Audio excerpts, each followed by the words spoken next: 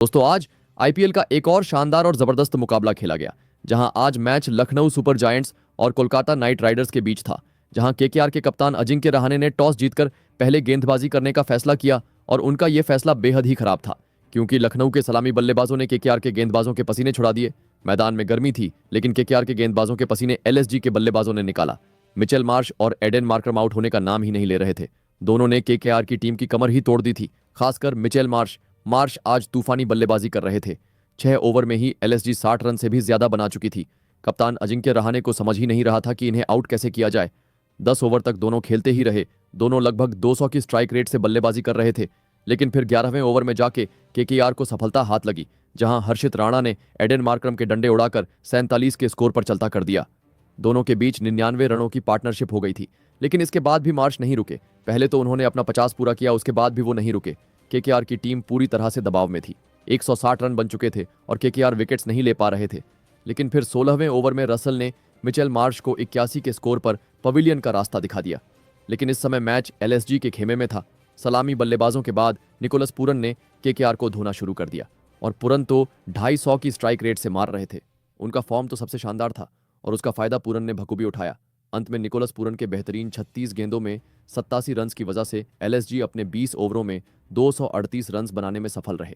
KKR को जीतने के लिए 239 जैसे पहाड़ जैसे विशाल टारगेट चेस करना था।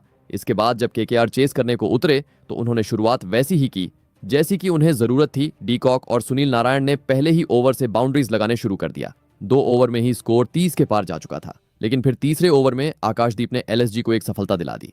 डीकॉक को आकाशदीप ने 15 के स्कोर पर पवेलियन भेज दिया।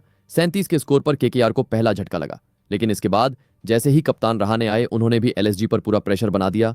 वो भी पहले ही गेंद से अटैक करने लग गए और दूसरी चोर से नारायण भी मार रहे थे। पावर प्ले के बाद केकेआर 90 रन बना चुका था। ऋषभ पंत को समझ नहीं रहा था इन्हें कैसे रोका जाए, लेकिन फिर 7वें ओवर में दिग्वेश राठी ने नारायण को 30 के स्कोर पर चलता करके एलएसजी को दूसरी सफलता दिला दी।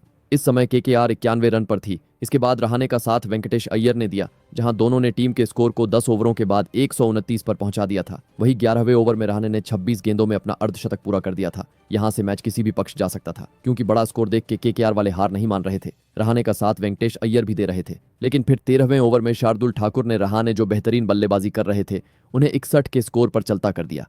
वहीं 14वें ओवर में रमनदीप भी चलते बने। वेंकटेश अय्यर जो सेठ थे, उन्हें भी एलएसजी ने 16वें ओवर में 45 के स्कोर पर पवेलियन का रास्ता दिखा दिया। अब मैदान में 2 खतरनाक बल्लेबाज रिंकू सिंह और रसल थे। सब उम्मीदें इन दोनों पर थीं, लेकिन हर मैच की तरह इस मैच में भी रसल फ्लॉप रहे और सिर्फ 7 रन पर आउट हो गए। यहां से अब भी केकेआर को 23 गेंदों में 54 रन चाहिए थे और सिर्फ रिंकू ही केकेआर को जीता सकते थे। आखिरी 2 ओवर में केकेआर को 38 रन चाहिए थे। 19वें ओवर में रिंकू 14 रन बनाने में सफल रहे। अब आखिरी ओवर में 24 रन चाहिए थे।